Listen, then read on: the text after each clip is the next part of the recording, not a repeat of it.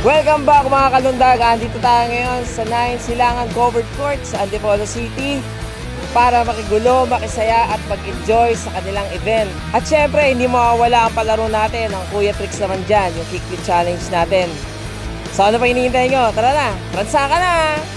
Syempre kasama natin si Scumbag, ang may pakana ng lahat. Kamusta Scumbag? Mabuti naman, safe naman. Mukhang mararaos naman ng maayos kahit papano. Meron diyang graffiti, may mga tropa tayo dyan nakalatag, skate competition, saka DJ set ni Aya Bills ang magbibigay sa atin ng tunog. Gaano katagal to i-prepare? Nahirapan ka ba? Sa totoo lang hindi. Kasi may mga kuya ko dyan na tumulong sa 3PM Boys, shoutout. Ayun yung crew talaga namin na bumuo na itong event. Tsaka ano ha, sobrang tagal walang event dito sa Antipolo. Buti nagpa-event ka.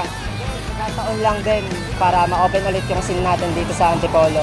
Yun. Tsaka salamat pa rin sa mga OGs. Maraming tao ang nagpunta, maraming sumuporta sa pa-event. Ano yung mga games na? Longest ollie, best run, tsaka game of skate. Kumbaga, okay din siya kasi medyo short yung oras. Medyo ano. Pero sa susunod, gagawin natin ng mas matagal pa.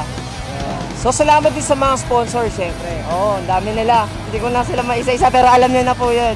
Maraming salamat po sa lahat. Ano yung mga, ano yung may papayo mo sa mga second generation, susunod na generation na mga skaters, na mga bata na nahihikayat maglaro ng skateboard? Siguro wag na lang munang masyadong pasaway yung attitude sa street minsan. Hindi ako matagal na nag-i-skate, sabay-sabay lang tayo. Nauna lang kami ng konti, kaya yun, wag lang masyadong pasaway para hindi rin masira yung image natin na may hawak tayong skateboard. So maraming salamat Sir Scumbag.